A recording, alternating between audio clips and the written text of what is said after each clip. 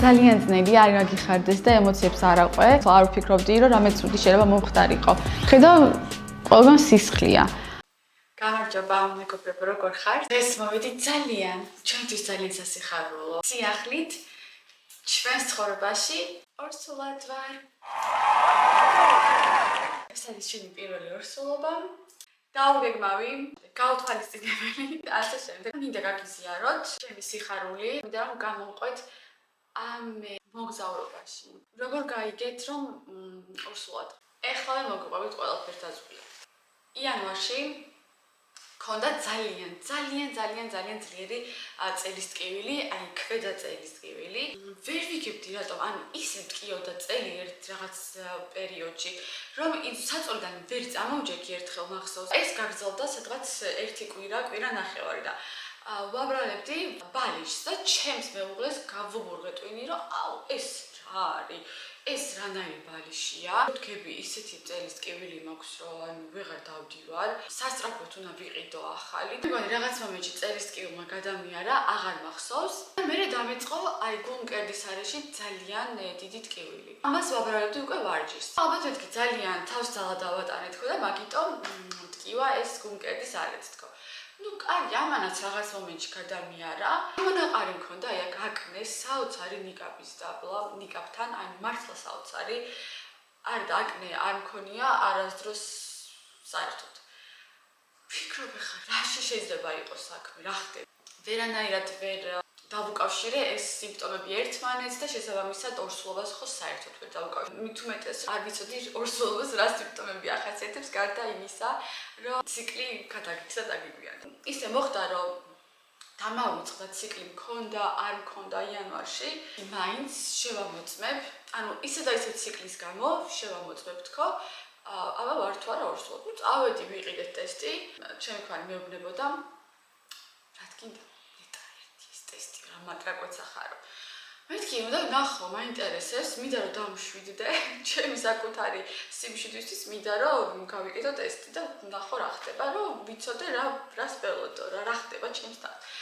ვიყიდე ეს ტესტი, რა თქმა უნდა, დაველოდე მეორე დილას, Clear Blues-ზე ტესტი ვიყიდე სხვათა შორის, ეგეთი ტესტი და ველოდები ახლა 3 წამი, 4 წამი, 5 წამი და უცბად დაიწერა, რომ ორსულად ხარო და დაიწერა 3 პლუსი. ანუ 3 კვირაზე მეტი. სრული შოკი, სრული ქაოსი.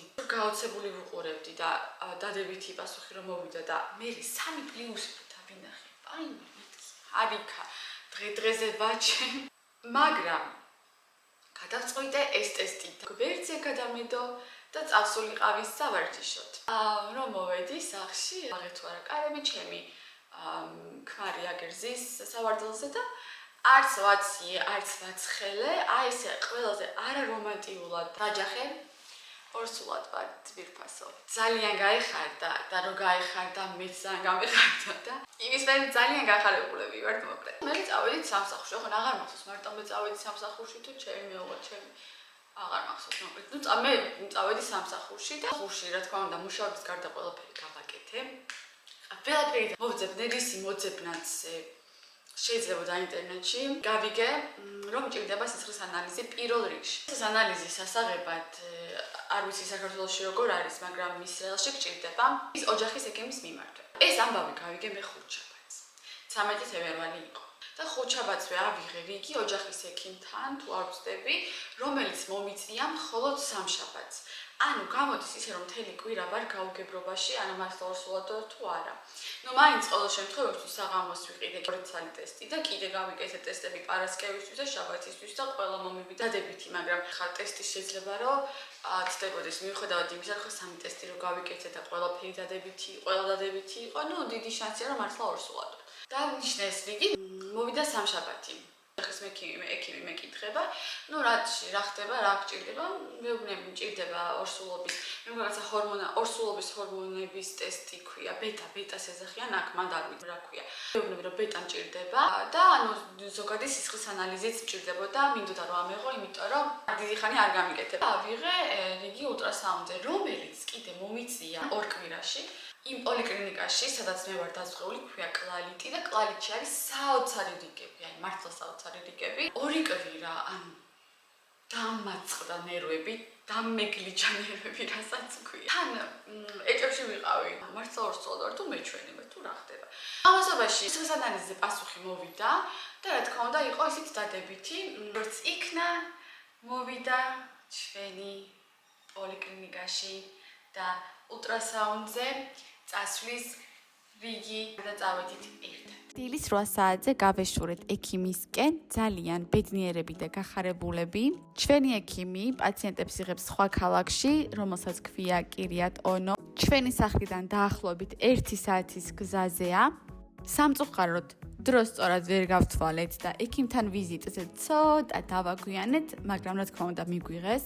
არაჩვეულებრივი დილა გაგვითენდა, ძალიან მზიანი და თბილი. სიმართლე გითხრათ, კარგი ექიმის მოძებნა გამიჭირდა. იმიტომ რომ ისრაელში მაინც და მაინც ექიმებთან შეხება არ მქონია და შესაბამისად არ ვიცნობ ბევრ ექიმს, ამიტომ გადავწყვიტე ისევ ინტერნეტ სივრცისთვის მიმემართა და ვიპოვე საიტი, სადაც ხალხი გვიზიარებს გამოცდილებას ამა თუ იმ ექიმზე და სწორედ აი ამ საიტზე ვიპოვე კონკრეტული ექიმი, ვისთანაც ეხლა მივდივართ.